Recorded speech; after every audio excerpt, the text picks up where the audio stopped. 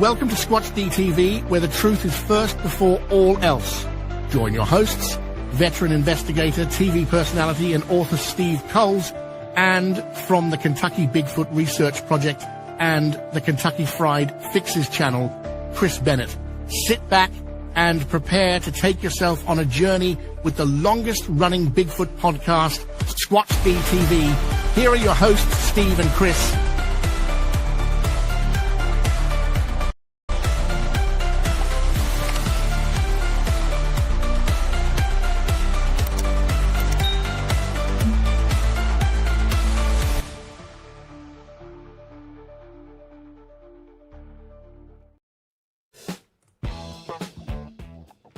And hello, everybody. Welcome to another edition of Squatch-D TV Sunday night, our 2-hour extravaganza.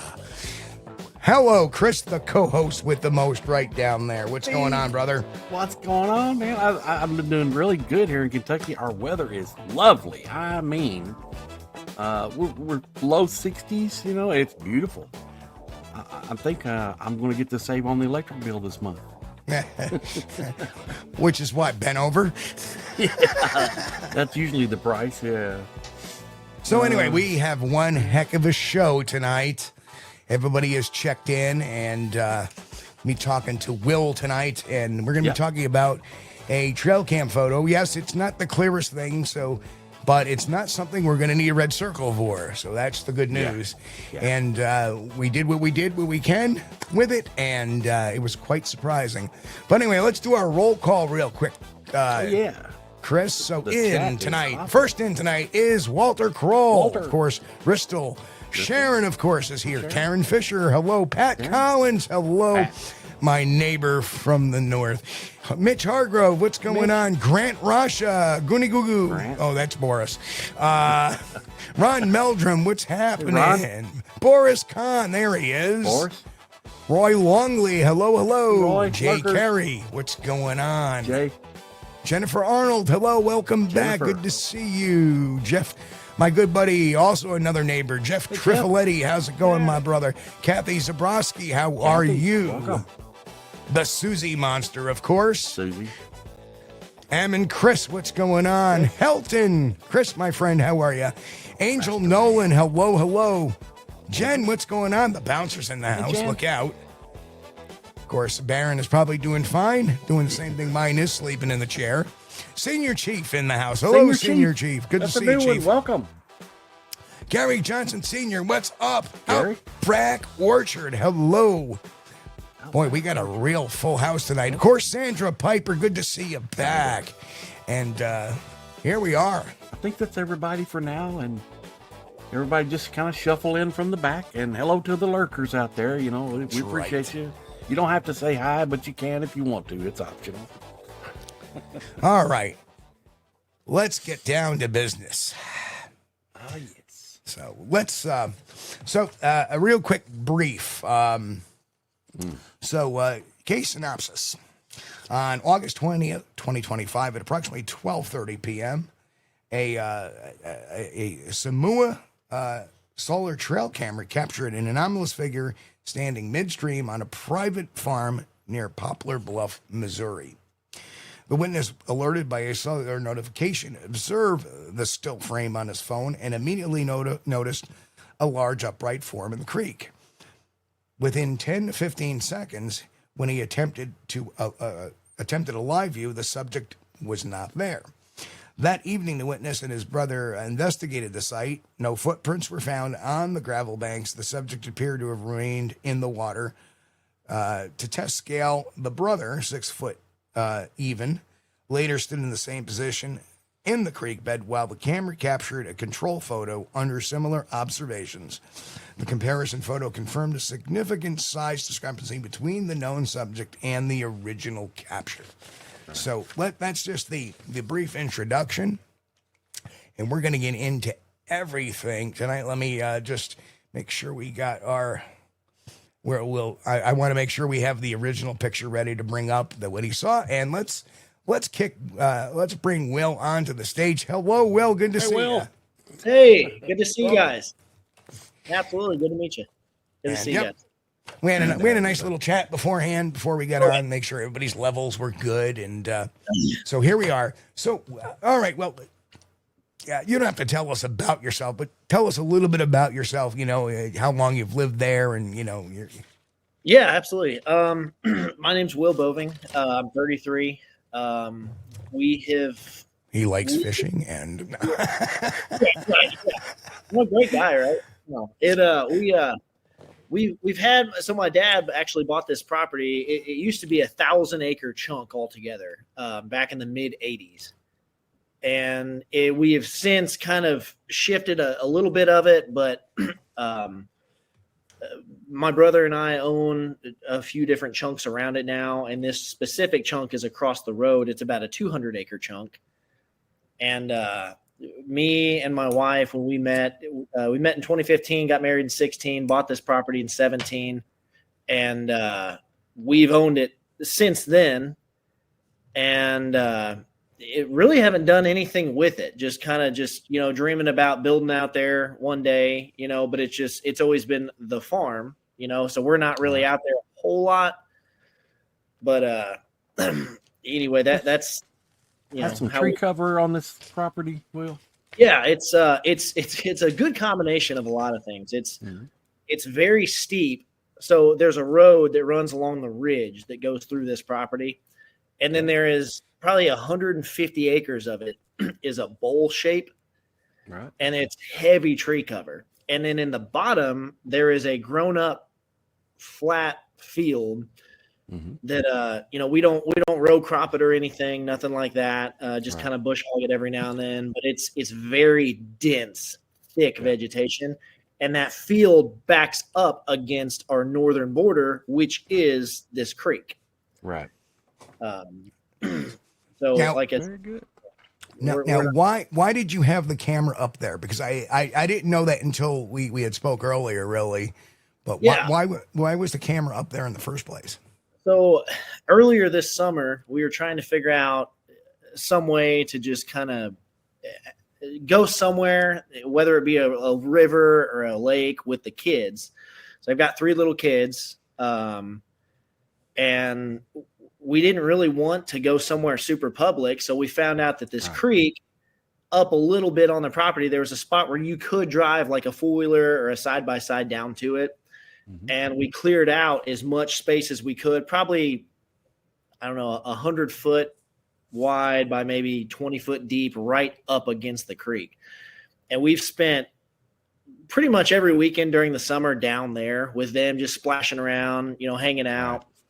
And, but we have, some kayaks down there. They'll go out in this little spot that's actually a little bit deeper than the rest of it. And, just paddle around, just hang out, And so those kayaks, they're not too cheap. And so we don't really have a good way to bring all 3 kayaks up and down, because it takes about 10 or 15 minutes to get down to this spot. And so we just leave them down there. So the point with the camera was that's downstream, probably 200 or 300 yards from that spot. And that was the only good spot on a tree that was up high enough that wouldn't be in a flood, to where, if we're getting a ton of rain one day, or I know we're going to have a big rainstorm, I can look on there if I'm out of town, because half the time I'm out of state. So that way I could just pull up the camera, see, okay, the water's coming up pretty quick. And so I could call my wife or my brother or someone and be like, hey, we need to get the kayaks pulled up or tied off or something before they float away. Right. So that was the whole reason the camera was there, was just literally for flood observation, I guess, more or less. And I had only put it up there probably 3 weeks before we got this picture, because we had lost a kayak in a flood. So that was the whole reason we put it up. It's in a whole other county right now. Yeah, we have no one has found it, so I don't know where it floated to. But anyway, I was like, well, it'd be a lot cheaper to just put a camera down there, and at least that way, maybe, if it's flooded and we see a bright yellow kayak floating down, we can at least see, like, hey, there it is. Hey, Chris, I just got an idea. What, man? Yeah. The next short I do, maybe we'll have Bigfoot in a kayak, thanking Will for it. Yeah, that'd be cool. Or Anyway. let him find Will's kayak. Ooh. That's what I found. It's out there somewhere. He might have it. Who knows? Anyway, so let's get into the day of the picture, and then we'll get the picture up here in a second. All right. So it was I think it was a Wednesday, if I remember right.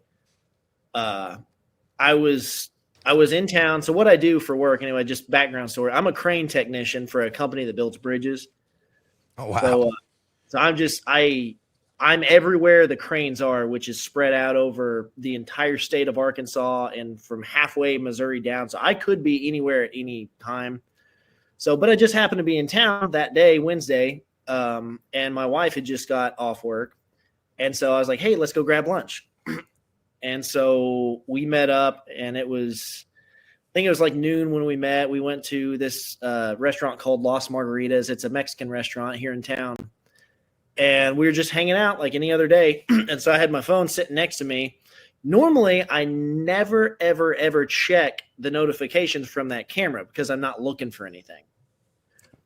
But it was sitting right there next to me while I was eating. Right. And so it came up as the notification. And so I just glanced at it. And then I did a double take. And I was like, hold on. So I opened it and I zoomed in for a second. I was like, what the heck is that? So I turned it around, showed my wife. I was like, what is that? She said, I don't know. And so I got my phone back. I went to go look at the live view, which took about 10 or 15 seconds before the live view pulled up, and it was already gone. And so I got that one picture and I was like, what the heck was that? And so that kind of started the whole thing with, we got to get down there and figure out what that was. Right. I was like, she's like, well, it's somebody in the creek. I was like, no. I was like, because she had not seen where specifically I'd put. She doesn't spend as much time down there as I do in that spot. So, and I understand that if you're not from around, like looking at that all the time, it's like, but I know where I put the camera. I was like, that would have to be a massive man. And so anyway, I was intrigued about it. And then later that day, I texted my brother, Red, and I was like, hey, let's go. I was like, do you have time to go down there with me and just kind of investigate? For one, I don't want to go down there by myself at the moment because I don't know what that is. But I was like, can we just go down there and figure out what this, thing is or whatever? Just kind of, make sure there's nothing on the lens or anything like that. But then anyway, we get down there and he walks in, and as because right there where the tree's at is up off the water, probably 5 or 6 feet. And he gets down there and he starts walking down the bank, and I'm standing there by the camera looking at the screenshot of the image that it took. And as he's walking back, I can already tell he is much shorter and narrower, just all around smaller than whatever that is. So by the time he actually gets there, I was like, there's no comparison. I was like, this thing is like 4 foot taller. And so we immediately were looking for like horse prints or something like that, just anything to make sense. You guys are back there doing your due diligence, and that's great. I love that. Your brother is, how tall is your brother now? He's 6 foot without shoes. 6 foot tall. Okay. Yeah. So as your brother's walking down towards the area where the creature was, you can see he's really, really small compared to. Yeah. Very cool. Very cool. Yeah. And that was, I love it. Because our first thought was it's something big, but naturally we wanted to make immediate physical sense of it. Yeah. And so but nothing came up that made, we couldn't find anything that size in this part of the country. Well, for one, there's there's nothing that big in this part of the country. And it's like say it was a horse or something like that. You've got so much weight on such a small footprint. And there's horses down there, not down there, but just out and about all the time. I mean, anywhere where it's soft, they're leaving, 6 to 8 inch deep hoof marks everywhere. Right. And they're Outback says that, well, maybe there should have been prints in that sand, but that's not always the case. Number one, we don't know if it was even on the sand barge to start with. Yeah. It could have come off from the left into the water and back out to the left. It could be just it hit the substrate just right where it didn't capture. I know we live in New York and prints are very hard to find because of the substrate. Or maybe there were some prints out there and Will and his brother just happened to miss them. Sometimes that happens too. Well, it would have been nice if it had got him strolling across that sandbar here and not defending, but giving good reasons why. To me, that's not a big indicator that it's not a Bigfoot or not an animal, because a lot of times we'll see animals, and they don't leave tracks. I've especially in New York. It has to be really muddy and clay-like to really capture some good stuff. And sand is really a very hard. If you look at sand itself, it's very coarse. So it doesn't necessarily capture all the time. The footprints in the sand you see, they were very well made a lot of times, including the the London Trackway up in Oregon that Cliff had studied. That turned out to be kind of a wash, and that was in the sand as well. But wash. That would have been cool if the subject was walking across the sandbar there, but it's obviously we don't know in the creek. We don't know. That's the thing too with because right behind it, if you're looking at the picture, right behind it to the right, the creek curves back that direction. So actually, you know what, Chris, go ahead, keep on going. I'm going to check one thing, something I did not check into, but it may also. Okay, babe. The other thing too is the in the bottom of that creek, like underneath the water, the rocks are like the size of your fist. So there's no print to be able to be left. Right. If something walks in the water down there, as long as it's in the water, it is super rocky. So there is no silt, there's no sand. It's just rocky, hard, big rocks. So if I was walking through there and I didn't want somebody to see my tracks, I would probably stick to the water too. Right. Yeah. Makes sense. But that would seem to be that if they're a reasoning creature, which I think they are. Yeah, I can see it. But that's an interesting picture, and what I love about this, how long was it between the time you got the photo till somebody was actually out there to check on it? I got off work at 5 and then went home, changed, probably 6 o'clock maybe. So that was literally the same day, right? Yeah. It was 5 or 6 hours later, probably. Yeah. Somewhere in there. Yeah. Well, that's interesting. Yeah. Do you guys get a lot of rain? Yeah, quite a bit. This has actually been a uncharacteristically dry summer. Yeah. But normally we do get quite a bit of rain. Yeah, I think Steve is going to bring up the other comparison photo here in a minute, but I'm trying to get the weather for the day, but Weather Underground is being a complete jerk. It's got all these pop-ups now, and I'm trying to click on things, and the whole thing is going up and down and moving, and we love pop-ups. The screen is not working. I'm going to try one other way, so give me a minute. Yeah, that was from Jennifer. It was just a matter of hours, Jennifer, about 5 hours. That's a fast investigation. That's a fast follow up. Usually, if I have to go back, it's usually at least the next day. At the soonest. That's just how curious I was, and for one, I was looking for just some sort of second opinion. I sent it to my brother.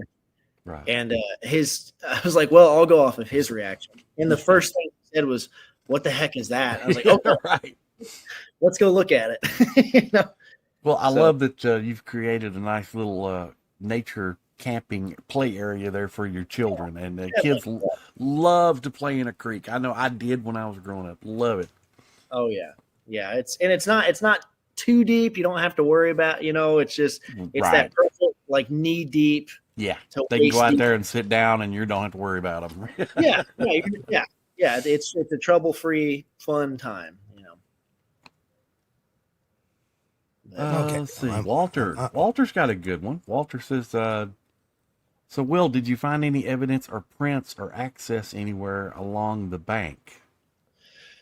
So we walked down. So the camera is facing upstream. So the water in the creek is actually coming towards the camera. Okay. All right. So we went from where it was up, because I figured if it would have come from downstream, we would have had a picture sooner. Right. So, and I mean, we looked a little bit of everywhere, but we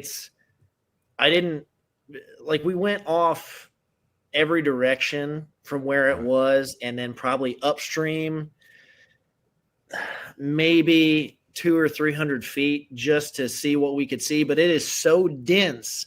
Right. And I am highly allergic to poison ivy, so I have got to be very careful with how into it I get. Yeah. But it goes from hard rock to just logs coming up out of the water, and then just dry earth. Like I said, it had not rained for a long time, so I mean everything is dry and cracked. There is no moisture out here right now. We just got our first rain at I guess it was Maxwell. Watch your language. Watch your language, sir. You haven't seen what we've seen. You haven't even listened to it. You're looking at the picture right now and giving your own objective, subjective assessment. Be careful. It's coming. It's coming. So, and what's crazy too, like I said, as far as that due diligence stuff goes, it's like that's the way my brain works. Right. Okay. Gotcha, Maxwell. I wasn't sure. He's like, you're all out of here. Never mind, Maxwell. Sorry. Sometimes I see the chat halfway and I see a comment zipping by. I'm like, huh?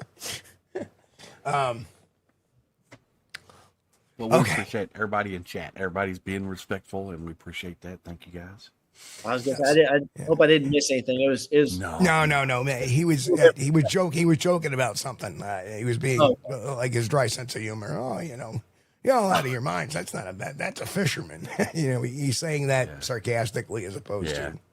So anyway, there's the weather report for that particular time period.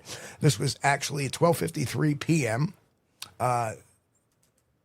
Temperature was 86 degrees. The dew point was 75, which means it was really humid that day.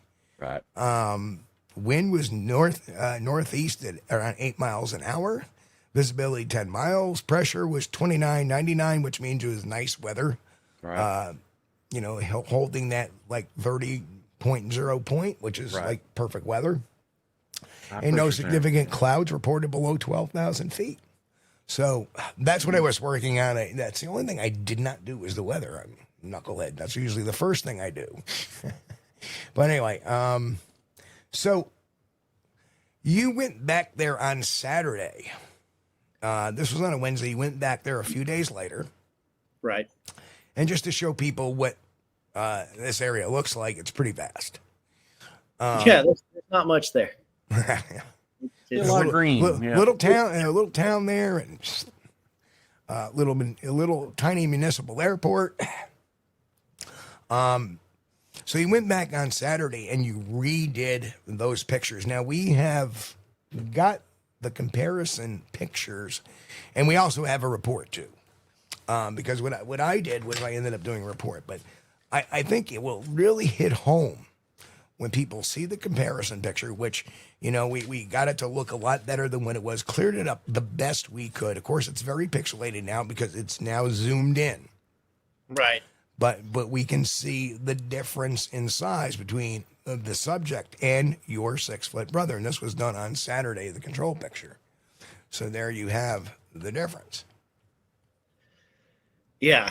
And we Saturday was the first day we had to where we could take the control picture at the same time, because I worked the rest of the week and it was my first day, right, to be able to do that.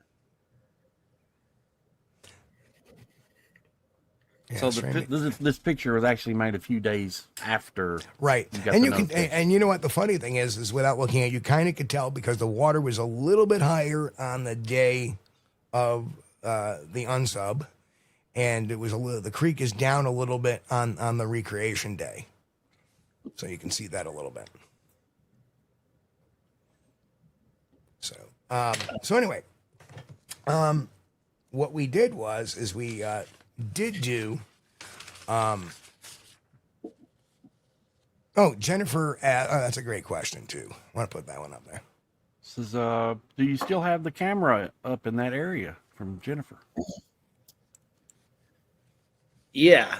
So the camera is still up exactly where it was, untouched, unmoved. It has not changed position whatsoever. It's still there right now.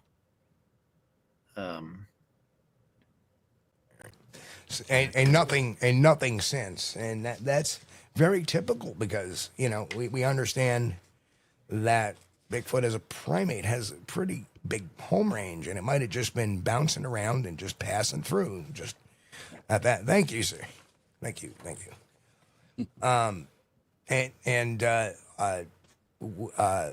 Sreem Pier says, good job at shooting the comparison shot in the similar lighting. Yep. Yeah, that was good.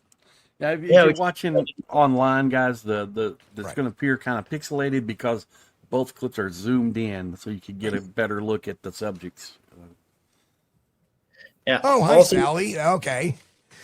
So let's look at some of the technical aspects here of this because there is quite a bit. So what we ended up doing, and part of me was going through. So we have the case that says the local fauna include white-tailed deer, black bear, coyote, raccoon. Now, let's also make mention this is on private property, isn't that? Yeah, completely. Okay. Yeah. So there you have another thing. That why would somebody be on strolling around private property? For the fishermen. So the camera we used was a Samua 4G light solar trail camera, advertised at 120-degree wide view, interpreted as diagonal. Blah blah blah. All the technical stuff. So it exported JPEGs. Did you have a memory card in that camera or no?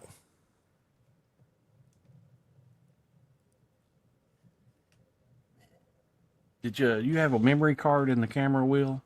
Sorry, it might be my internet. It cut out for just a second. Say that one more time. Did you have an SD card or a mini SD card in that camera? No, not at the time. Okay. Because like I said, we weren't trying to Capture anything. I mean, it was literally just right then and there. If I wanted to look at it, we could pop it up. So there's one in there now. We've definitely yeah. So. Yeah, we learned fast. Like I remember the first time finding a track going, I have no casting material. Now I carry it with me every time I go out. So yeah, I get that was way back in 2003. So don't judge me. So we have an analytical approach to ratio method, and all this wonderful technical gobbledygook. We also talked about water depth, pixel ratio, and the water depth correction. And there's the formulas we used. And would you say that's accurate about 95 to... no, sorry. Trying to think. Would it be about 195 to 105 feet from the distance from the camera to where it was? Yeah. I mean, it's right close to that. It might even be a little far. I've not actually done that. Like took a string from there, but I mean, it's looking at it off of what we had with the tape measure we had at that day it's probably right at 100, somewhere close to there for sure. And I can get an exact number on that. Okay. So what we have here, the assessment was under with plausible range, between the conservative assumption and maximal is roughly 8.25 to 11.5 feet, which it says. But I would say that, 8.25 to about 9 feet is about correct. With estimated 2 to 3 times that of a human subject at equal distance. The faunal comparison yields nothing that we said what kind of fauna was up here up earlier, but there's no local match. Black bear's upright reach a little under 7 feet. Deer, coyote do not present bipedally. So again, we also do, and we have to do our due diligence, that we do a forensic ELA, noise metadata analysis, show no evidence of CGI, AI, or composting. Right. So, so this is not something that was created by AI. Right. This is the real deal. Right. Yeah. Something else cool, just on a on a side note, I took this just for the sake of it. I screen recorded my iPhone going into the app, going down to the date, and then showing the picture of the Oh, yeah. I have that, actually. I do have that screenshot. Just because people are like, oh, well, it's manipulative. I'm like, no, dude, I literally took this off my iPhone. Yeah. I mean, like I've got like the pictures it took after that, just, Yeah. I was like, I don't have any control over that. It's like, it is what it is, Right. Well, that was very smart. Good idea. So absolutely. So where were we? The report. So yeah. So what we basically always say, we always put a disclaimer on this, as with any single photographic case, the potential misidentification or deliberate hoaxing cannot be completely excluded. However, remote setting, corroborating control experiments, and absence of forensic manipulation artifacts render deliberate hoaxing unlikely in this instance. And that's what we stand by. We stand by what the science tells us. And right now, the science is telling us that this is about 8.5 to 10.5 feet tall, which I think 10.5 is a bit big, because usually but you can, hey, what can I say? Look for yourself. Yeah. There's no way we can specifically identify and say, yes, this is absolutely a Sasquatch. No, but we can say, and I will say right now, I like it. I like it. Yep. And Jennifer's got a question. Will, are there any food sources in the area, such as fruit trees or berry bushes? Great question. There's not, as far as fruit trees, there's I don't, unless they're planted, I would say there's not really many at all, but there is tons and tons of blackberry bushes that grow along these waterways like that down here, for sure. Okay, so, and just to give you a little bit of, say, and first Will and I have talked face to face, kind of, because it's over that. So, in 2007, I investigated a sighting, actually at the very cusp of what I call a rural/suburban area. There were houses, but they're rural, and in woods. Your next neighbor may be, a few hundred feet up the road, with little tree cover and stuff. And we were trying to figure out, and the witnesses both there had seen it, the shadow of it walking away, and the little girl, a 3-year-old girl, saw it. She was looking out her window. It was right by her window. She was looking out the back watching it. And she described it as a big monkey. Which, kids are honest, it looks like a monkey to her. It's hairy, it's. We were trying to figure out why. Why would a Sasquatch or Bigfoot be in that particular area? I mean, it's pretty close. It's getting closer and closer to civilization. Well, wouldn't you know, the roadway down by the riverbank was aligned with blackberry bushes. So there is these are the kind of connections that you, as an investigator, you make after a time. Like, is it a coincidence? Every time there's some sort of, so when the question is there a food source? Yes, there was these blackberry bushes. Do you have any fish in that water too? There are, So like right where the creek's at, like right where it's at, it'll neck down and it's faster moving, probably knee deep. And then every couple 100 foot, it will open up into probably 50 or 100 foot wide. Right. For, I don't know, maybe 4 to 6 foot depth, somewhere in there. And there are schools of fish in those areas.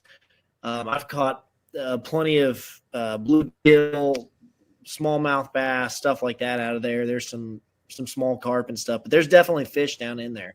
Yeah. Well, Jen says the pic on the left, is it holding something? Kind of looks like there's something dragging in the water. It's as the person has analyzed the photo, I would say it's kind of indeterminate because number one, this is a very, very zoomed in picture. There is a lot of pixelation. Yeah. So it's hard to tell if that's not just artifact from the camera. I would say it looks like it has something, but I also see the leg too, which kind of blends into the leg. So I don't know if it's just artifact that's, composting together.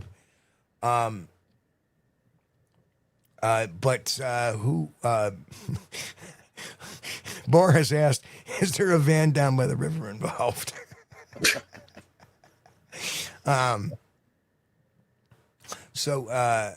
Somebody also asked how, and I may have missed it, how deep was the water again? Right there, it's probably like on my brother is just right below his knee cap. So maybe 20 inches, 2 foot, somewhere right in there, close to there. And that's what believe it or not, that's what I guesstimated it as 2 feet for our analysis. And because I was like, yeah, it only looks like a couple. Because I'm looking at the, I have the bigger pictures, so I'm looking at the banks and stuff. And I said, yeah, it only looks like it's a couple of feet deep.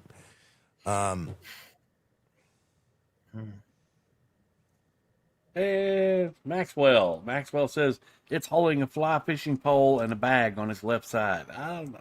He can see a lot better than I can. Yeah. Yeah, it's really hard to tell in the picture because of the pixelation. When you look at the overall shot, that pixelation dissipates a little bit. Not that much. Yeah. Is there something there? I don't know. Is it a fly fisherman wearing a fur coat? The other thing too is, now mind you, it's 86 degrees that day, and it's private property. The humidity, you'd have to towel off walking from the house to the car. And how was it able to get completely out of frame within 10 to 15 seconds, unless right then and there it decided to sprint some direction? If it was what I mean? It's just, that's what I thought was interesting. It's like if it was some guy just organically going down the creek, he would have been in, for one, I would have seen him when I opened it up live, but to not be in any other shot, I am guessing that this here is the left leg right in here. And it's actually stepping. Looks like it's going. I don't know. Or the leg is very narrowly in front of it. But I think the left leg is stepping forward. If we're looking at the back now, I would think the left leg is stepping forward because I see that right. I think it's actually, this is the leg here. That was my thought. Because that makes a lot more sense. Otherwise, it's going to have some damn skinny ass legs. Well, that's what I thought. It was walking. I thought it was walking towards the camera, and you can see its arms down there. You can see its elbows. It's facing the camera with its left leg down, and it's picking its right leg up, and that's the inside of its right knee coming towards the camera. And it's I see what you're saying. I see what you're saying. That's actually walking towards us. Yeah, it's splashing water up with its foot coming this direction. That kind of makes sense. That's when I guess it saw the camera, and I don't know. It's hard to say. It is. It's that's why we tried to do. I was like, I don't know what it is. We're just gonna do our, get as much data as we can as quick as we can. But that's what's difficult to know. Is it walking toward or away? Do you believe it's walking toward the camera? I thought it was just, no more than I know. I thought it was walking towards us, and it's got its arms kind of like like halfway in a trot, and it's Right. picking up its right leg, and we're seeing the shadow on the inside of its right knee as it's lifting its foot out of the water, and then you can't see from its shin down because there's so much water coming up as it picks its foot up. Yeah. And so that's what I had thought. I don't, it's hard to say. Well, Trying to look. Grasshopper says it's pretty far out there for a trail cam to not have more than one shot. Was that the only picture that your camera took? Well, it's not taking pictures. It's sending an image, and that's the only. And well, I'll let Brian explain. But there's that, and then again, we do have that. Here's the. Right. Yeah, that's the original. I mean, that's the format that I got it in. Right. Um, So we got one snapped at 15:16, then 15:19. That's like 3 minutes between. They're going in most recent to farthest. So he started at 12:30. The next picture wasn't until 3:12. Right. Yeah.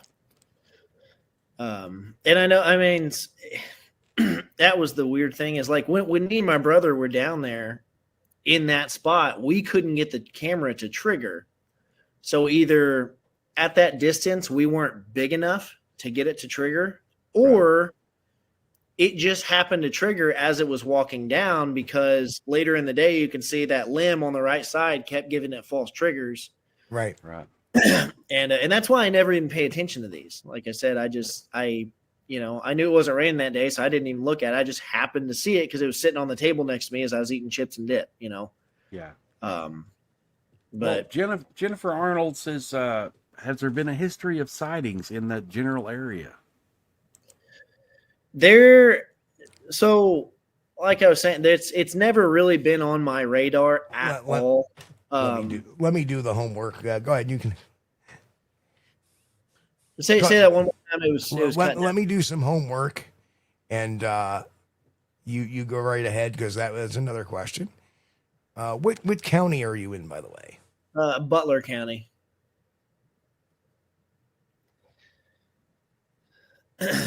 Well, that's the first one in Butler County, actually, that's been reported to the BFRO. What's the next neighboring county next to you? We've got like Carter. Carter's really close to us. Ripley County, Stoddard County. I'd say Ripley or Carter County.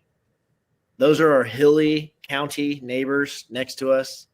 Now, that's very interesting. There is nothing in Carter County, but in April of 1998, campers have a nighttime encounter in the Mark Twain National Forest. Its appearance was different than what most people report. It was about 4 feet tall, like a baby Bigfoot. It was on two legs and very stocky, and the sounds it made were not like any of the ones on your website, blah, blah, blah. So that was that one. And there was another sighting, and like I say, not all sightings get reported to the BFRO. This is just a... Right. Yeah, and then there was a... on I don't know what it is, Ripley County, on T Highway. We drove down T Highway. We observed a large creature standing in the center of the road. Stopped the car several feet away, and it turned and looked at us, and then one big jump went from the middle of the road and over the fence and loped across the field. Well, the Bigfoot Musk expert wants to know, did you guys smell any aroma or any kind of odor when you went to do your follow-up? We not that we noticed. I mean, I don't even think we were looking for that necessarily. We were just investigating, but I don't remember any smell. Just offhand. Oh, wow. Thank you for that. That is phenomenal. I'm going to put that up. A cleaned up picture sent to us by one of our users here. And this is the beautiful thing. Kaiju, hold that thought. We're going to talk about that in a second. So I'm actually going to star your comment there and keep it up there. But watch the... I don't know how this was done, but Oh man. Wow. That makes a lot more sense. And from that picture, it does look like we have the business end of the Sasquatch going away from us, not coming towards us. Huh. And if you look at the water, and there is a change in color of the water. I'm only saying this, that maybe that was its path, but I don't know. But that, wow. Looks like it's turned to the left, going off screen to the left. And that should be the right leg. Bigfoot fades. Thank you so much. Great job. Yeah, I can see that. Seeing it like that, I can definitely see, because it's like the sun. You can see where the sun hits it different. Right. Yep. Right. Yep. It's brighter colored, and then when it's in the shadow, it's obviously a little darker. But it's seeing it from that is.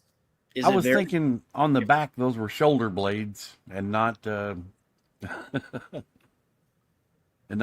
Patterson Gimlin female objects. Right. Man, that's pretty crazy there, seeing it like that. Jokingly, Maxwell says the head size is messing up with my fisherman theory, though. That looks a lot, you know. Like I said, did I not tell you, Will, that we have like the greatest audience out there? Oh yeah. I was, and boom, just like that. Yeah, that's pretty amazing there. So I will email that to you if you want me to. Yeah, I would love that. I would love that. Yeah, because I'm just as intrigued as I want people to figure out what, you know what I mean. I want to put all the data out there. So stuff like this, that's crazy seeing it like that. You know, just cleaned up. Yeah, when I saw it, I'm like, wow, now that makes a lot of sense. Yeah, that's right. You don't need a Yep. I told you at the beginning of the show. This one doesn't need a red circle. Dehazing it. Gotcha. Good job. Thank you. I will add that into my photo arsenal on my system here. That's wild. Yeah. So it was just dehazed. One other thing that I thought was interesting, like I said, my brain thinks mechanically, like that's how I operate, you know? So like, you know, with cranes, they've got a wider footprint. They're made to put a ton of weight on the least amount of surface, or, you know, a big surface area, but less weight in one small spot. Right. And so for super big, heavy things like that, you know, if it was on a hoof or something, that would be a ton of pressure in a small spot, which would lose a print. Well, we clearly know now that this is not a horse, right? You know, and thinking something this size or this weight, you know, if it has a you know, human shaped type foot, it's going to be putting way less pressure on the ground anyway. So I mean, it would be footprint anyway. You know? So are you familiar with Strenfell Apple Orchard? I know. So we've got some neighbors up the creek from us with that last name. So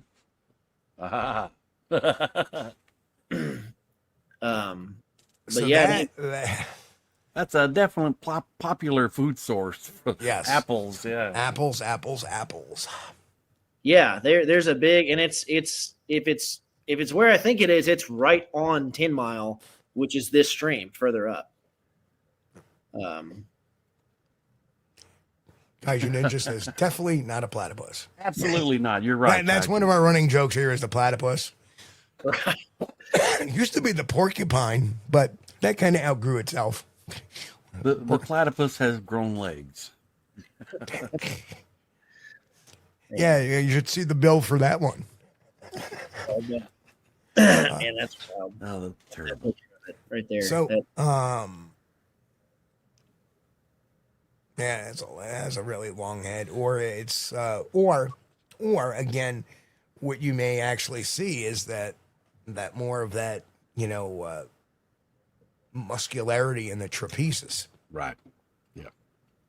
Well, Will, you guys cleaned this area out, and so you could take your kids down there and camp and stuff. Did you spend like overnights there anytime, or did you usually just go take them for a few hours and go back to the house? Yeah, that was it. We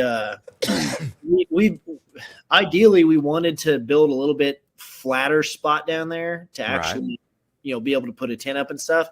It's still, I mean, it's we've opened it up, but it's still unlevel enough to really have a good tent spot. So that was kind of our next summer goal, was to get a spot where we could put a tent, but we had not really stayed overnight, down there to do that yet. But had you heard any odd noises or anything that seemed strange while you were in that area? We had a little bit. I mean, not anything that I was, overly concerned with, because I just assumed that. I mean, there's always been howls coming out of that valley area where it's at. Right. But you have a friend. Well, there's definitely coyotes down there. I know we know there's coyotes, but it's we've never a howl from where we're at. If we're down there, we never really hear howls. But where we stay up on top of the road, I mean, you can hear howls down in this valley. I mean, it's as a crow flies half a mile away, and I mean you can hear them crystal clear. Right. And I mean, we just always assumed it was coyotes, but there's one specific instance, probably, I'm going to say 10 years ago. We were down there and we were actually looking for beavers, because there's this little tiny slough that kind of will flood that valley down there. But we heard one crazy screeching howl that kind of was like, okay, none of us can make sense of what that was, and that was kind of the end of the trip. Yeah. And that, we didn't really think about it much after that. We're just, we kind of just agreed that, okay, let's get out of here. This is creepy. Understandable. 99% of the time you hear coyotes or a pack of coyotes, you say, well, hey, coyotes, hey, they're down here. And then every now and then you hear some kind of odd screech, and it's like, what was that? I don't know. Right. Probably a coyote, probably. Yeah, that Kaylee Evans, the one that mentioned that, that's actually my sister. She doesn't live here. Welcome, Kaylee. At the time, she was here, and her husband, and that's who we were with. We were all down there, and we yeah, it was creepy. I mean, it creeped all of us out. We didn't know what it was, and it was booming loud, and it was not. We were getting way into the swamp area, because there's a big chunk right up, probably 500 yards from where the camera is. Right. It kind of goes into a swampy area. It's not, I mean, the creek is still there, but it really spreads out, and it is completely unnavigable, like just swamp area. Right. You're not taking your kayak in there, right? No, there's no, yeah. And so we were really getting in there, and that's when we heard the scream in there. And it's like, man, whatever that was, I mean, might be able to find its way out of this faster than we can. And so we just opted to, I mean, it was freaky enough. We left. And I mean, that was, as far as an audible thing that happened, that was a very, very loud, audible scream, screech, howl type thing. And it's kind of funny now, looking back on it, after you get a photo like this, looking back on it, do you kind of wonder, well, maybe that was something pretty odd? Yeah, that's the problem. It's it really makes you question being down there alone. Right. Like I said, this was never on my radar at all. We were down there. I go down there quite a bit. On the weekends or something, just hanging out, clearing if I can, but. And then seeing this, it's like, all right, that's kind of creepy, that's why, So is that the correct camera? Yeah. Yep. There you go. Yeah. I bought the 2-pack when I bought these ones. I've got one right now at the end of my driveway.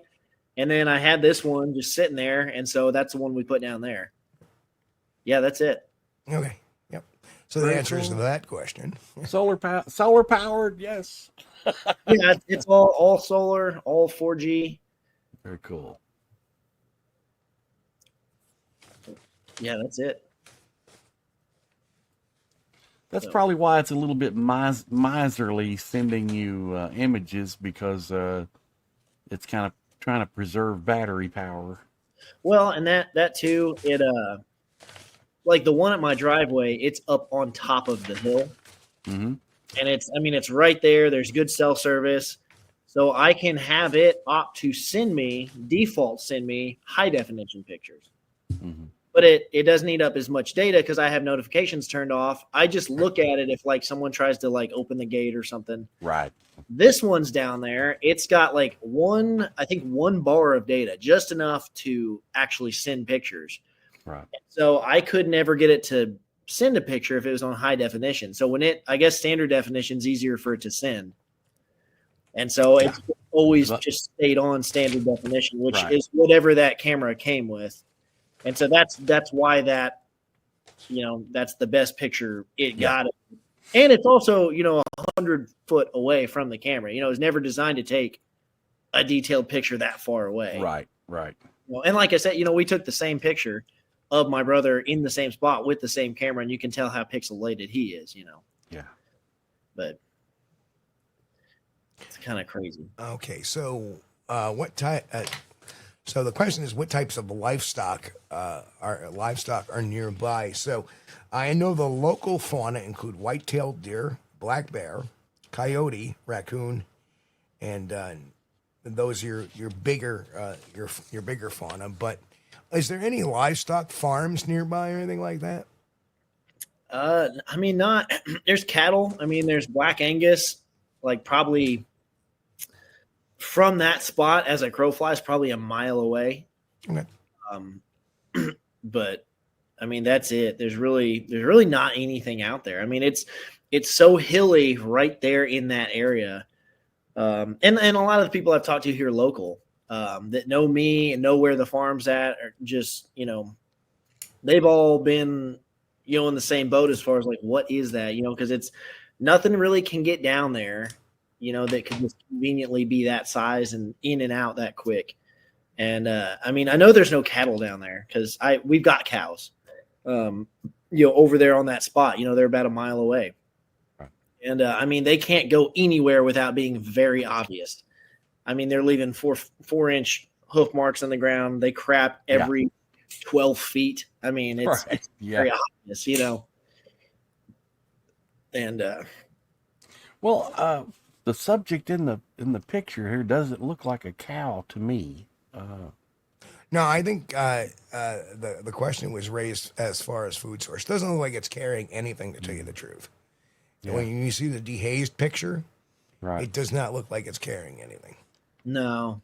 Yeah, they added added pixelation in the other one, probably made it look. I still think this is walking away from us, that this is part of the buttock. See, that may represent the butt crack there. I can see what there's the leg folded. Yeah. There's the top of the leg. Of course, the sun is shining on it. It seems to have the proper glare, right? And I think what we're looking at is right here is a shoulder blade that's more prominent because the arm is coming back and this one is going forward. So when you bring your arm forward, your shoulder blade recedes into your back a bit. Whereas when you bring your arm back, your shoulder blade comes back out. Not the scapula. Scapula's here. Scapula is the collarbone. And what you may see here is, what may be missing a little bit is this defined trapezus, which is right in here. Yeah, shoulders dropping off a little bit, kind of. Right. And what you may see it be standing up a little more straighter. What you're not seeing is a long head. What you're seeing is a conical shaped head. Right. And you think about it, gorillas. If you look at a gorilla, which is the most obvious thing that has a sagittal crested head, their heads look long too. Ever see a gorilla skull? It's long. Yeah. So that all tends to make sense.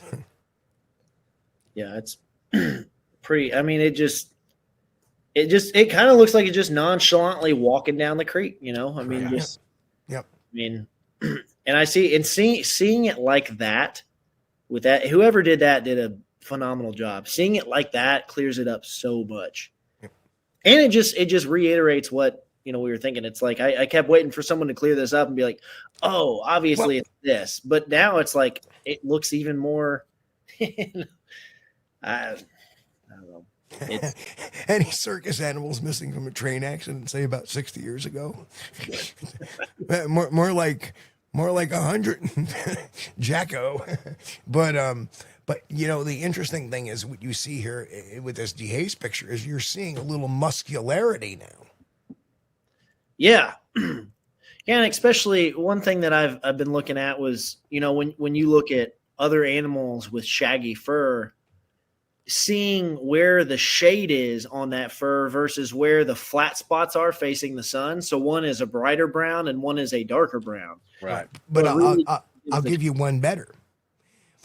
A Bigfoot would be a primate, therefore it does not have fur; it has hair. Right. So they don't shed like animals that have fur usually shed. Okay. Primates have hair. So yeah, in actuality, the sunlight gets into the skin a little easier than it does your furry friends. Well, that makes sense. Yeah. That's why I'm looking at this going, this does kind of make sense. This fits within the norm. Yeah, and I swear, what I'm seeing here is a butt. Yeah. Yeah, and it's got its left leg picked up, taking a step, straight leg with its right leg. Right. Looks like it's going. Now you have, maybe you can find.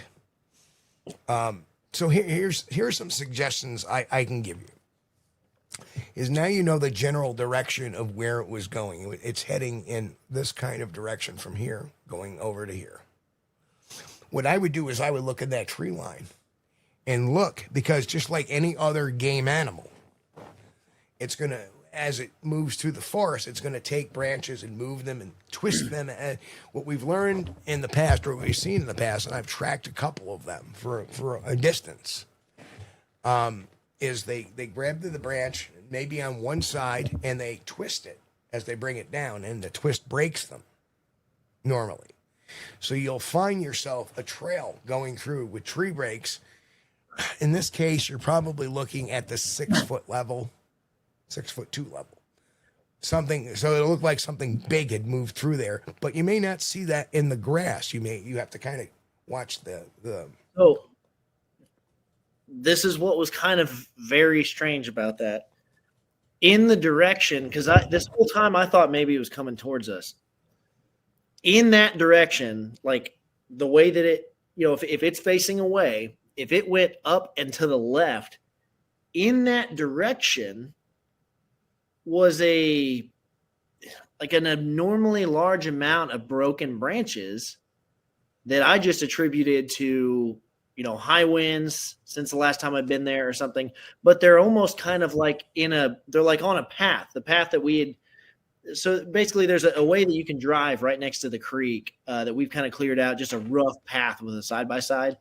And along that path was several limbs that have been recently broke that I didn't even really register that even being a part of this until now. Yeah. Until now, just right now. I'm sorry, that is the scapula, which you see here. This is the clavicle. The scapula is the shoulder blade. And what you see here, and this is amazing to me because you would expect to see that as the arm is coming back. So you see this arm is forward, this arm would be coming back. That's why the scapula is not present here, because it's kind of moving forward. And as you bring the other arm back, your scapula bulges. If I have my shirt off, which I don't want to horrify anybody, you would see. Damn it. Yeah, I would go check out those We are breaks. finding things. We are finding things out on the show as we go, even more now than we did before, which means I'm going to have to write another report on this one. It's pretty good. It's would be a good idea to go back and check out those breaks and see if some of them might be just broke down and some of them might be twist breaks. if you can find anything that's a twist break, man, that's a real good indicator that was done by one of these creatures. Bring yourself a magnifying glass. Look, because sometimes you may find a hair twisted in those breaks. Okay. Yeah, I'm definitely way more. And if you find a hair, don't touch it. Call me. Just call me. I'll tell you how to extract it without destroying any DNA on it. Absolutely. Yeah. Yeah. Like I said, I did not think 2 and 2 at all. I just, we've had a lot of windstorms over the last year and all that stuff. But I remember like we've got this path. It's just wide enough to drive down with a side-by-side. Right. And I noticed that I hadn't been down there in a week. And when we went down, I was like, man, there's a whole bunch of limbs now that are in the way, like broke down. And there's a couple, smaller trees that have been laid over or snapped that it's like, well, that doesn't look dead enough to have fallen over. Yeah, but look for those twists. Look for those twists. That's wild. That just reinvigorates me. Now I'm even more curious. And that's crazy. Yeah, I'll go down there and take pictures and do the same thing, do whatever I can. Please follow up with me. I would love to do an add-on, do an update for the audience and stuff like that. That would be awesome. Absolutely. Yeah, I'm also very intrigued with what that could be now. So that's wild. Yep. See, they can wipe hair clean now with DNA. That's why I said don't touch it. Don't want to contaminate it. Yeah. If you find it, the best I can say is wear a pair of nitrile gloves and bring a paper envelope. Maybe even like those little tiny manila envelopes where they put keys in sometimes. Yeah. Bring those in. Do not lick it, though, to seal it. Right. That would be bad, too. Right. But if you do happen to find hair, just take your gloved hand, extract it into the envelope, close the envelope up. When you get it back, or bring scotch tape that envelope closed. Simple enough. Yep. And that way you're not touching anything. Okay.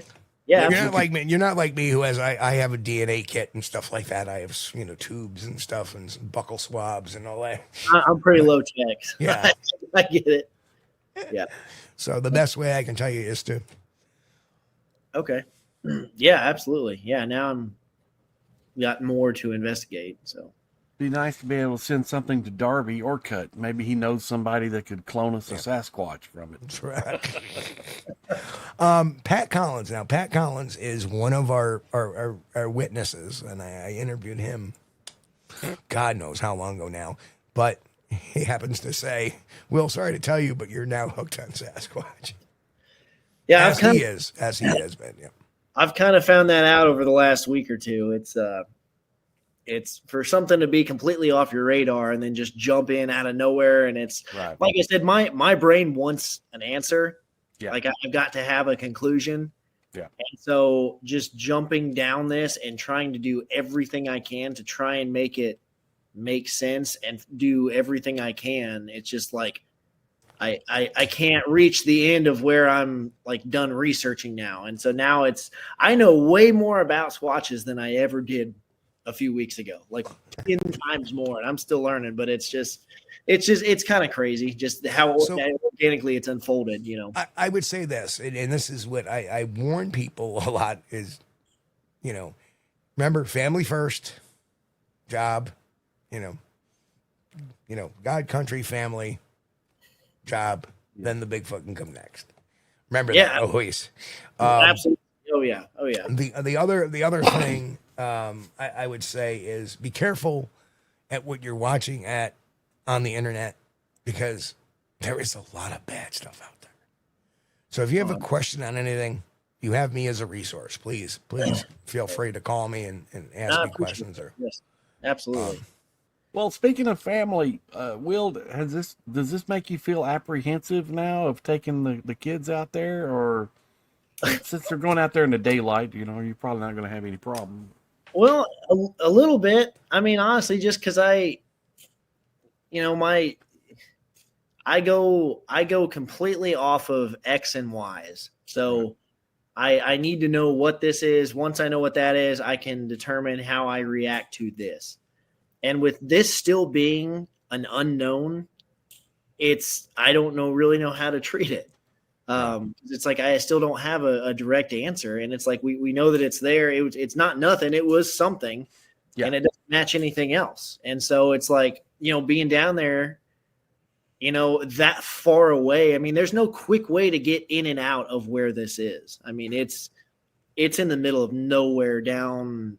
I mean, you can't even get there in a pickup truck. I mean, you would have to take a four-wheeler or something. I mean, just being down in there with, I mean, it absolutely does make me a little more apprehensive, just, a little more on edge. I'm always looking for, cottonmouths and copperheads and, could be a mountain lion, who knows, something like that. But I mean, it's, we've never seen them out here, but it's just like, what is it?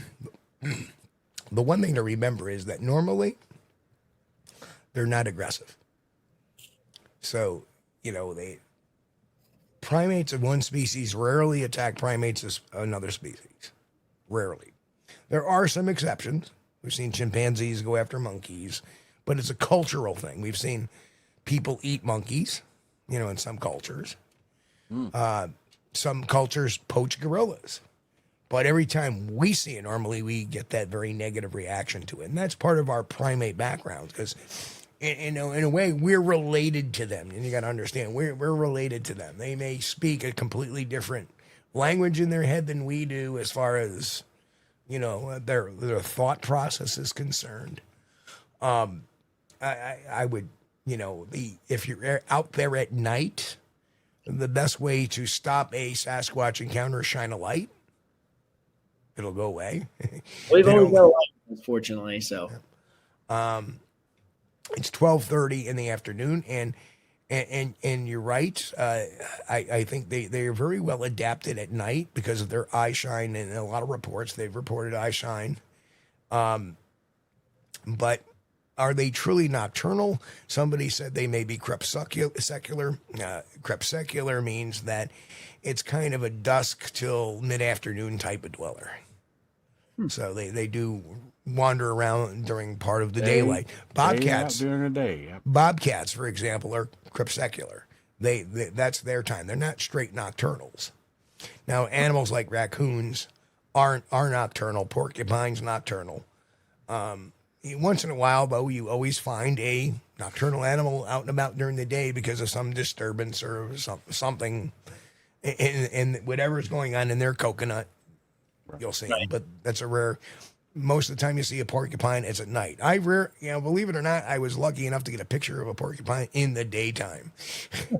I think that's because we were marching through near his den, and he decided to book out of there.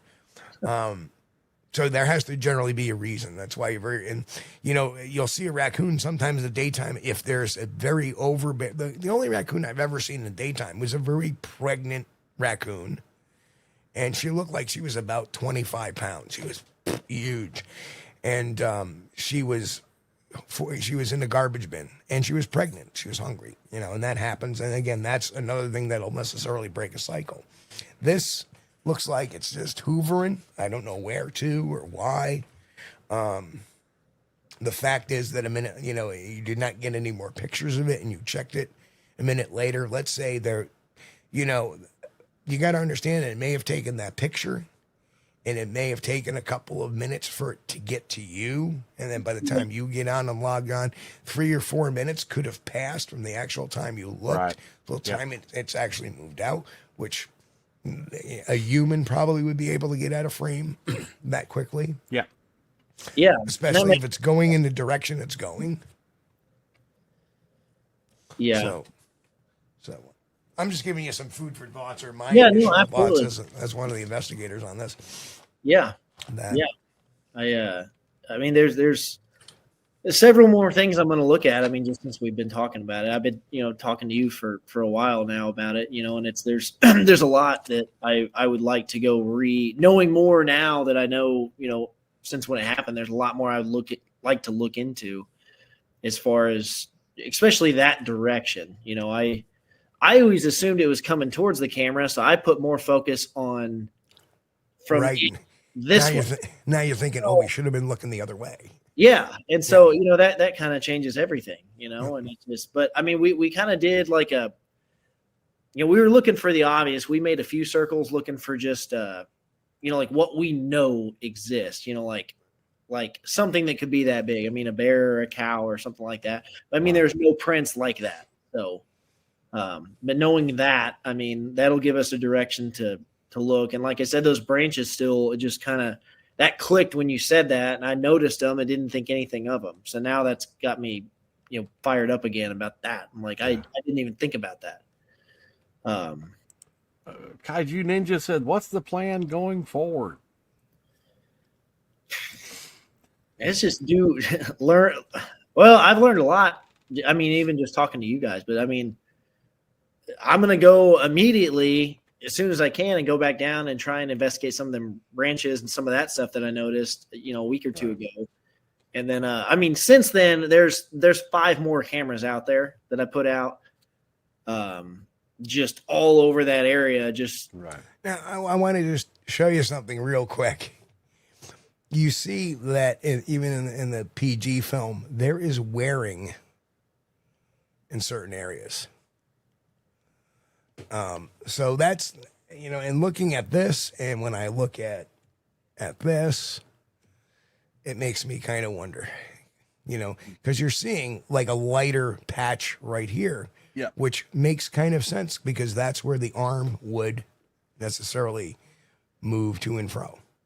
Yeah. You know, that's why we have no